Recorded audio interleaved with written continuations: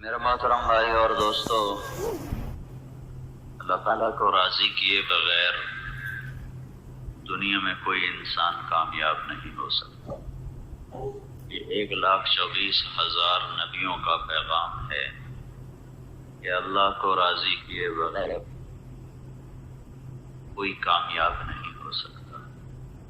دنیا ممکن ہے، ممکن نہیں بلکہ اللہ غیروں کو زیادہ دیتا ہے۔ فلما نسوا ما ذکروا به، مجھے آیت یاد آ گئی کہ اللہ فرماتے ہیں جب میرے نافرمانوں نے مجھے بھلا دیا، جب میرے نافرمانوں نے مجھے بھلا دیا تو میں نے کیا کیا؟ ہم تو اپنے دشمن کو قتل کراتے ہیں، جھوٹے مقدمے میں جیل میں ڈلواتے ہیں، اس کو نقصان پہنچاتے ہیں۔ اللہ نے کیا کیا؟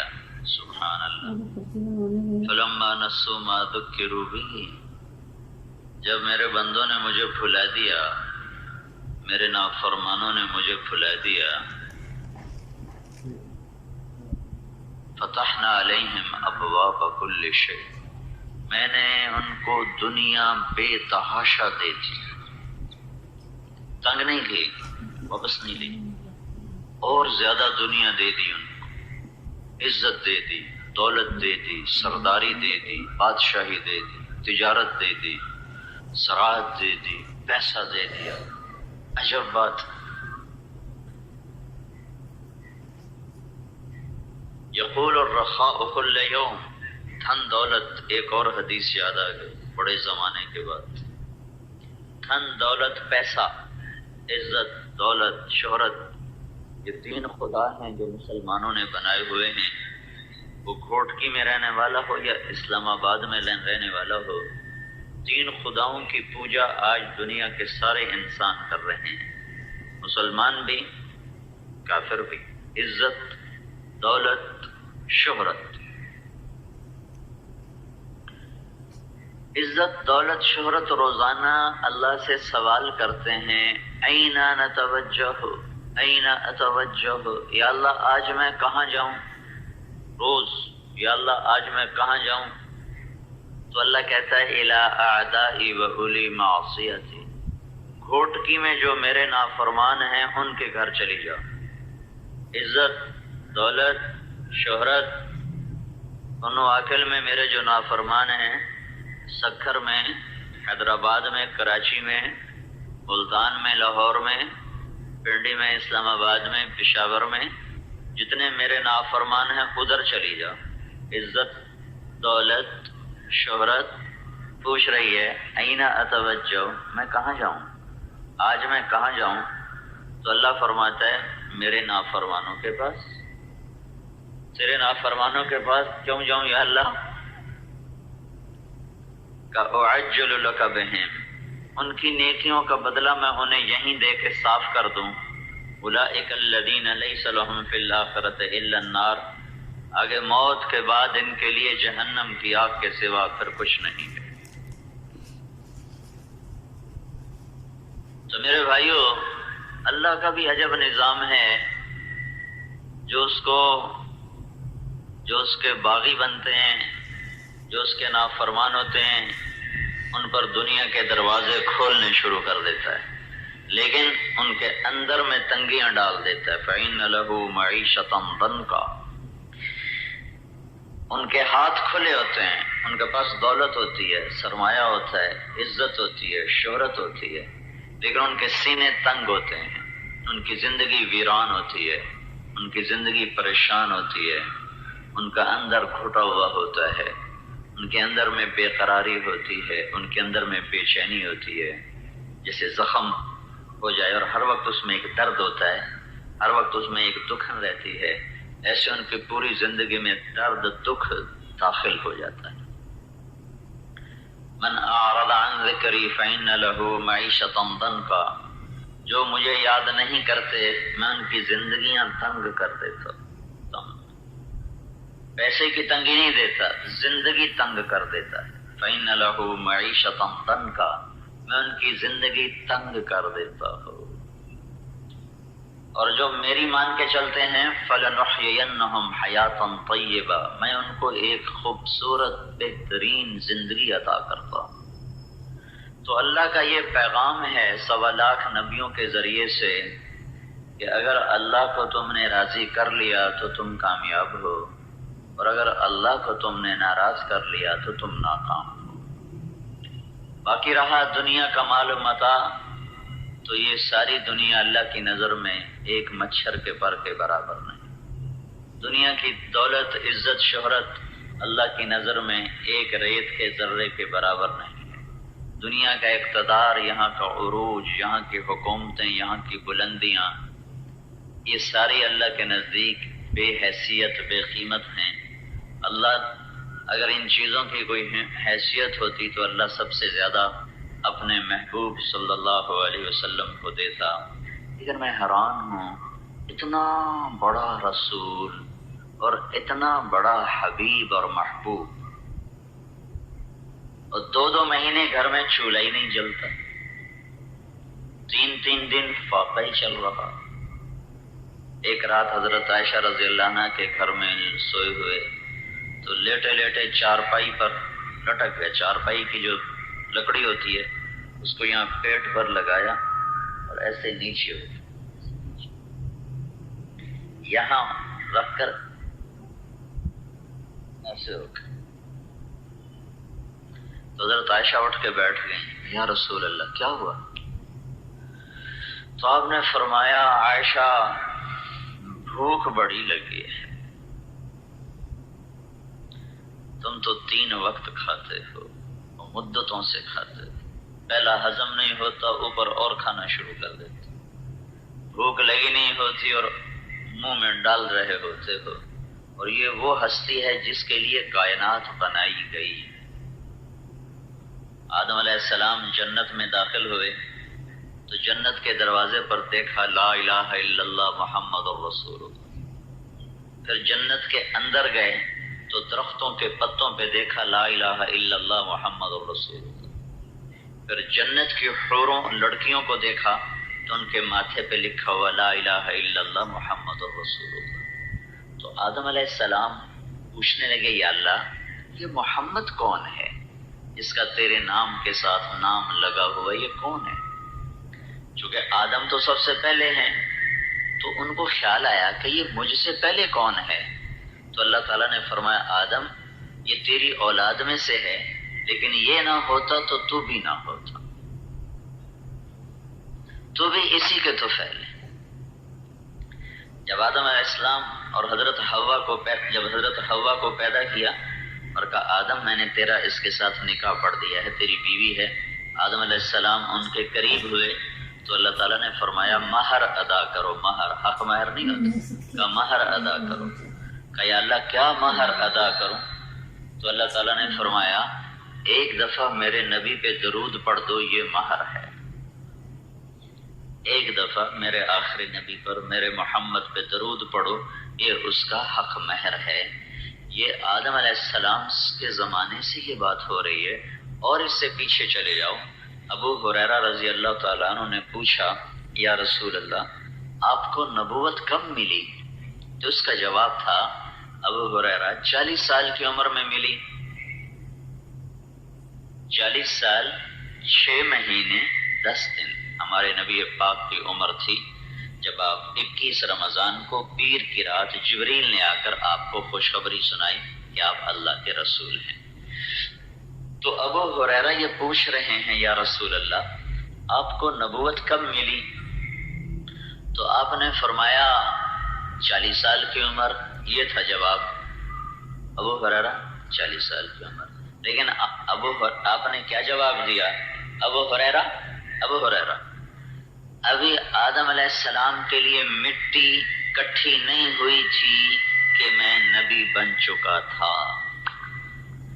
آدم علیہ السلام کی مٹی کٹھی ہوئی، پھر اس میں پانی ڈالا گیا، پھر اس کو گوندھا گیا، پھر اس سے ایک پتلا بنایا گیا، پھر وہ پتلا 40 سال پڑا رہا۔ بھائی تو کیا کر رہا ہے؟ مفتی بیٹھا ہوا ہے، چلو ادھر جا کے بیٹھو، اٹھ یہاں سے۔ تو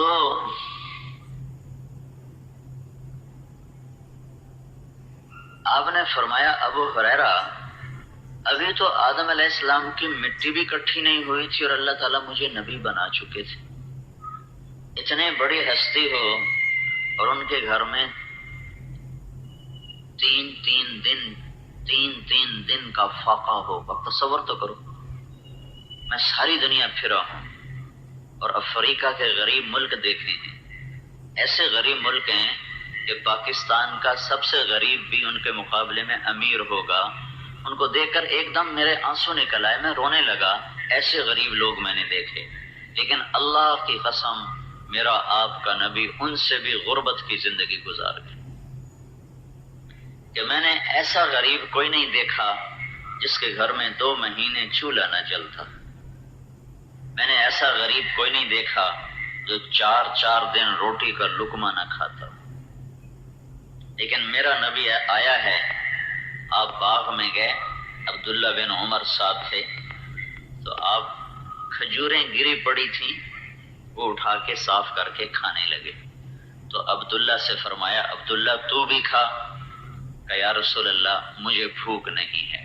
تو آپ نے کہا عبداللہ مجھے بھوک لگی ہے, آج 4تھا دن ہے میں نے کچھ نہیں کھایا.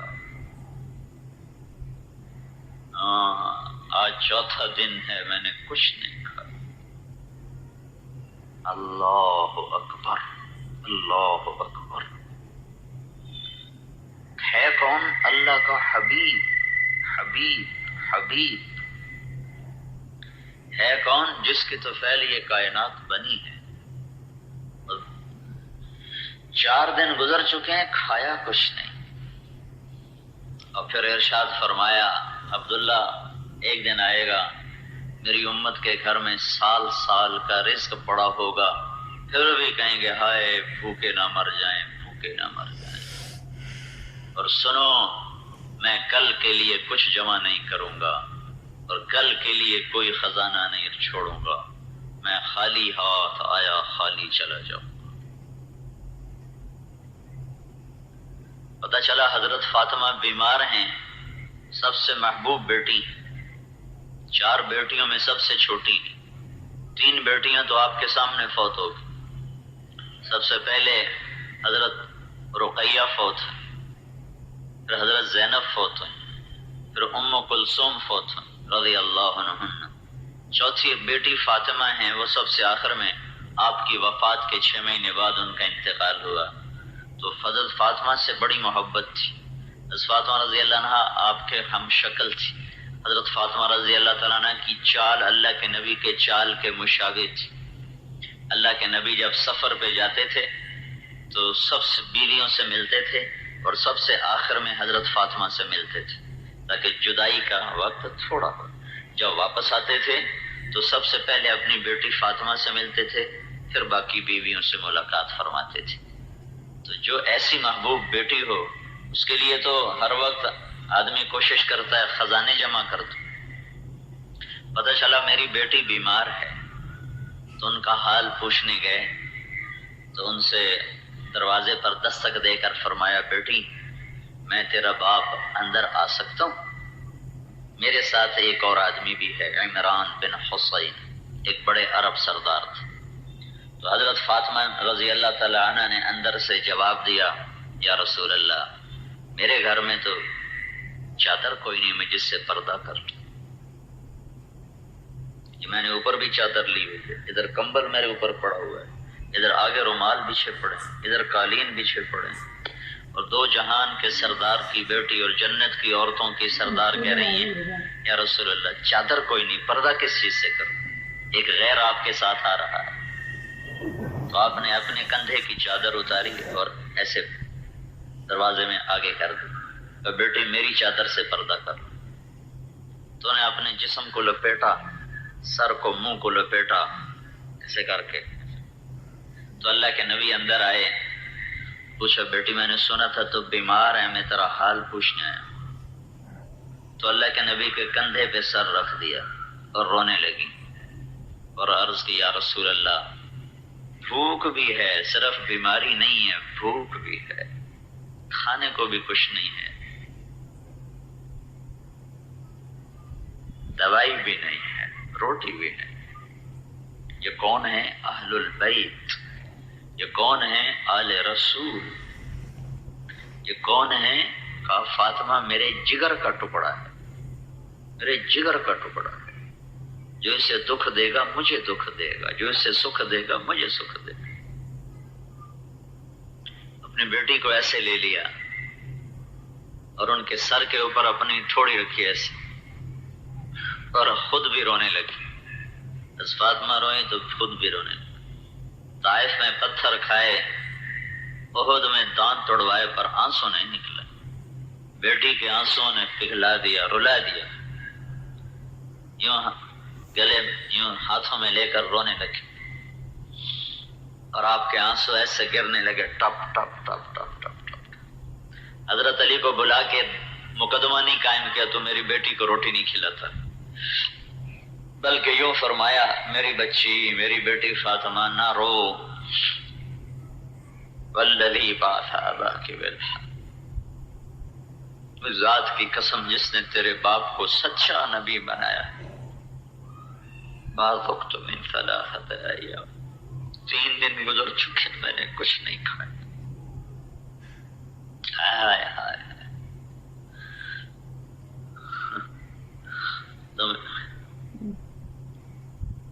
تین دن گزر چکے میں نے کچھ نہیں کھایا۔ پھر ارشاد فرمایا میری بیٹی، میرے رب نے مجھے فرمایا تھا کہ میرے محبوب اگر تو کہے تو میں احد پہاڑ سونا بنا دوں، اگر تو کہے تو میں عرب کے پہاڑ سونا بنا دوں، عرب کے پہاڑ تیرے ساتھ ساتھ چلیں، جدھر تو چلے تیرے ساتھ چلیں۔ تو میں نے کہا یا اللہ مجھے بادشاہی نہیں چاہیے، مجھے فقیری چاہیے۔ اجوع یوما و اشبع یوما، بھوکا بھی رہوں گا کھانا بھی کھاؤں گا، تو دے گا تو شکر کروں گا، تو نہیں دے گا تو صبر کروں گا۔ پھر فرمایا میری بیٹی فاطمہ تجھے مبارک ہو، اللہ نے تجھے جنت کی عورتوں کا سردار بنا دیا ہے۔ یہ سرداری زیور پہن کے نہیں ملی، چوڑیاں پہن کے نہیں ملی، یہ سرداری ریشمی کپڑے پہن کے نہیں ملی، یہ سرداری بھوک پیاس برداشت کر کے ملی ہے، دکھ درد سہ کے ملی ہے۔ میرے بھائیوں، اللہ کو راضی کرنے والا کامیاب ہے اور اللہ کو ناراض کرنے والا ناکام ہے۔ دنیا آنی جانی ہے اور فانی ہے۔ یہ اللہ تعالیٰ نے ظالم کو بھی دی ہے، نیک کو بھی دی ہے، اچھے کو بھی رزق دیتا ہے، برے کو بھی دیتا ہے، یہ کوئی بڑا مسئلہ نہیں ہے۔ ہاں مجھ سے راضی ہے کہ نہیں ہے، مجھ سے راضی ہے تو میں کامیاب ہوں، مجھ سے ناراض ہے تو میں ناکام ہوں۔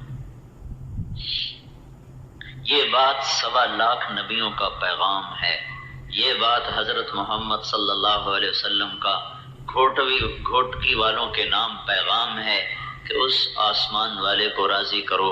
اگر اپنی دنیا بنانا چاہتے ہو، اگر اپنی آخرت بنانا چاہتے ہو، آسمان والے کو راضی کرو۔ پھر چاہے بادشاہ بن جاؤ، صدر وزیر بن جاؤ، سیاستدان بن جاؤ، تاجر بن جاؤ، سردار بن جاؤ، رعایا بن جاؤ، اس سے کوئی فرق نہیں پڑتا۔ ہاں اللہ کو راضی کر لو، اللہ کو ساتھ لے لو۔ اللہ کو ناراض کر کے تمہیں کچھ نہیں ملا، تم ہار گئے، تم ہار گئے، تم ہار گئے۔ اور اگر اللہ راضی ہو گیا تو تم جیت گئے، تم جیت گئے، تم جیت گئے۔ 2 باپ بیٹا ہیں جن سے اللہ نے قرآن میں براہ راست بات کی ہے، اور دنیا میں آج تک کوئی باپ بیٹا ایسا نہیں جن سے اللہ نے خود بات کی ہو۔ ایک زکریا ہیں، ایک یحییٰ ہیں۔ ایسے محبوب ہیں کہ اللہ تعالیٰ نے کاف ہا یا عین صاد ذکر رحمت ربک عبدہ زکریا اذ نادى ربه نداء خفیا قال رب انی وهن العظم منی واشتعل الرأس شیبا ولم أكن بدعائك رب شقيا وإني خفت الموالي من ورائي وكانت امرأتي عاقرا فهب لي من لدنك وليا يرثني ويرث من آل يعقوب واجعله رب رضيا يا زكريا إنا نبشرك بغلام اسمه یحییٰ لم نجعل له من قبل سمیا۔ یہ ہمیں اللہ تعالیٰ نے سورہ مریم ساری زکریا علیہ السلام کی دعا سے شروع کی ہے، اور زکریا اللہ سے بات کر رہے ہیں اور زکریا کو اللہ جواب دے رہے ہیں، یا زکریا۔ کتنی بڑی عزت ہے کہ اللہ پکارے، اے زکریا میں تجھے ایک بیٹے کی بشارت دیتا ہوں۔ پھر جب بیٹا ہوتا ہے اور بڑا ہوتا ہے تو اللہ تعالیٰ کہتا ہے یا یحییٰ، اے یحییٰ خذ الکتاب بقوہ۔ اور دنیا میں صرف ایک ہستی ہے جس کا نام اللہ تعالیٰ نے خود آسمانوں سے بھیجا قرآن میں کہ اسمہ یحییٰ، اے زکریا تمہیں ایک بیٹا دینے لگا ہوں جس کا نام یحییٰ ہوگا۔ لم نجعل له من قبل سمیہ، یہ نام میں نے آج تک کسی کا نہیں رکھا، تیرے بچے کے لیے رکھ رہا ہوں۔ تو ان کو تو اللہ پھولوں کی سیج پر بیٹھا تھا۔ زکریا علیہ السلام کے ساتھ کیا ہو رہا ہے؟ اور سر کے اوپر آرا رکھا ہوا ہے یہودیوں نے، اور ایسے چیر رہے ہیں جیسے لکڑی کو چیرا جاتا ہے، اور نبی نبی نبی ایسے چیرا جیسے لکڑی کو چیرا جاتا ہے، اور زکریا کے دو ٹکڑے کر کے پھینک دیا۔ اور قرآن کاف ہا یا عین صاد ذکر رحمت ربک عبدہ زکریا، یوں قرآن زکریا کا ذکر کر رہا ہے۔ اور یہ آخر ہے کہ کافروں نے یہودیوں نے آرا رکھ کے چیر دیا، اور بیٹا یحییٰ یا یحییٰ یا یحییٰ یا یحییٰ، جس سے اللہ پکارے۔ دیکھو وہ یہودی بادشاہ کے دربار میں لٹایا گیا اور ذبح کر کے دھڑ الگ کر دیا، سر الگ کر دیا۔ تو کیا کوئی ان کو ناکام کہے گا کہ یہ ناکام ہو گئے؟ نہیں، میں تو آج نہیں، جب سے قرآن اترا اور جب تک قرآن پڑھا جائے گا یہ اعلان ہوتا رہے گا کہ زکریا کامیاب، یحییٰ کامیاب، اور ان کو ذبح کرنے والے ناکام، ہلاک، برباد، تباہ، کیونکہ انہوں نے اللہ کو راضی کیا۔ بھائیو یہ بات میری لے لو، ہاتھ جوڑتا ہوں، اللہ کو راضی کرو، اللہ کو راضی کرو۔ تم نے پتہ نہیں کن کن کو راضی کرنے کی قسمیں اٹھائی ہوئی ہیں، کن کن کے پیچھے دوڑتے ہو، بھاگتے ہو۔ اللہ کی دوڑ لگاؤ، اللہ کی دوڑ لگاؤ، تمہاری ہار بھی جیت ہے، تمہاری جیت بھی جیت ہے، تمہاری گمنامی بھی شہرت ہے، تمہاری شہرت بھی شہرت ہے۔ اللہ کو اپنے ساتھ لے لو، اللہ کو اپنے ساتھ لے لو۔ یہی کربلا کا فلسفہ ہے کہ اہل البیت، آل الرسول ایک ایک کر کے ذبح ہوتے گئے۔ ایک بولنا تھا کہ میں یزید کے ہاتھ پر بیعت کرتا ہوں۔ یہ سارے سیاستدانوں کو پیغام ہے کہ حکومت پہ بک نہ جانا، M P A M N A پہ اپنا ایمان نہ بیچ دینا، وزیر بننے کے لیے ایمان کا سودا نہ کر دینا، سردار بننے کے لیے اپنی غیرت کو نہ دفن کر دینا، اپنے اللہ کو نہ ناراض کر دینا۔ کہ یہ وہ ہستیاں ہیں کہ اگر وہ کہہ بھی دیتے کہ یزید میں تیرے ہاتھ پر بیعت کرتا ہوں تو بھی ان کی جنت میں کوئی فرق نہیں پڑنا تھا۔ ہم سخت سردی میں بیٹھے ہوئے اللہ کی بات سن رہے ہیں، آپ بھی ٹھنڈ، اور میرے سر میں بہت سخت درد ہے، میں بڑی مشکل سے بول رہا ہوں۔ تو لیکن مجھے نہیں پتا، وہ ذوالجلال جانتا ہے، مجھے نہیں پتا، وہ دیکھ رہا ہے، وہ سن رہا ہے، لیکن اللہ کی قسم میں کہتا ہوں مجھے نہیں پتا کہ میرا اس تکلیف میں بولنا قبول ہے کہ نہیں ہے، اور تمہارا اس تکلیف میں سننا قبول ہے کہ نہیں ہے۔ ہاں ہم اللہ کی رحمت پر امیدوار ہیں کہ اللہ ہمارا یہ بیٹھنا قبول کرے گا، یہ سننا سنانا قبول کرے گا، لیکن ہم دعویٰ نہیں کر سکتے۔ اللہ کہہ دے مجھے منظور نہیں ہے تو ہم دعویٰ نہیں کر سکتے۔ یہاں کہاں؟ حسین کے معاملے میں اللہ کا نبی فرما رہا ہے کہ میرے بیٹے حسن اور حسین جنت کے نوجوانوں کے سردار ہیں۔ یہاں معاملہ طے ہو چکا ہے، طے ہو چکا ہے کہ یہ بچے جنت کے نوجوانوں کے سردار ہیں، اور یہ بات طے ہو چکی ہے۔ آپ نے کہا فاطمہ تو اور میں اور حسن اور حسین اور علی، ہم پانچوں قیامت کے دن ایک ہی جگہ پر ہوں گے، یہ بات طے ہو چکی ہے، طے ہو چکی ہے۔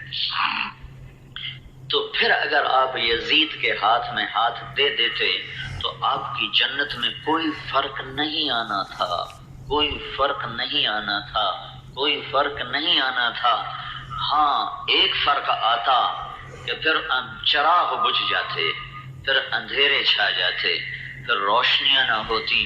یہ جو 14 صدی سے دین روشن ہے، اسلام سورج سے، یہ تو دھند کے آگے دھندلا گیا ہے سورج، اسلام پر کوئی دھند نہیں چھائی آج تک کہ اس کے پیچھے کئی کربلاؤں کے سورج جگمگا رہے ہیں، کئی کربلاؤں کے چاند نورانی تابانی ہیں۔ وہ ایک کربلا بڑی تھی، اس کے بعد ہزاروں کربلائیں قائم ہوئی ہیں، تب جا کر اسلام کا سورج چمکا ہے۔ وہ نہ کسی بادل میں چھپتا ہے، نہ اس پہ رات آتی ہے، نہ اس پہ شام ہوتی ہے، نہ اس پہ کوئی دن ہوتا ہے کہ اب چڑھا اور اب ڈوبا۔ وہ چڑھتا ہی چڑھتا ہے، وہ ڈوبتا ہی نہیں، وہ غروب ہی نہیں، کہ اس کے پیچھے کربلاؤں کی ایک داستان ہے، ایک کہانی ہے۔ تو انہوں نے یزید کے ہاتھ میں ہاتھ نہ دے کر ساری حکمرانوں کو، سارے سیاستدانوں کو، سارے تاجروں کو، بادشاہوں کو، امیروں کو، غریبوں کو یہ پیغام دیا کہ اللہ کو راضی کرنے میں جان کی بازی ہار جانا بھی جیت ہے۔ میرے محترم بھائی اور دوستو،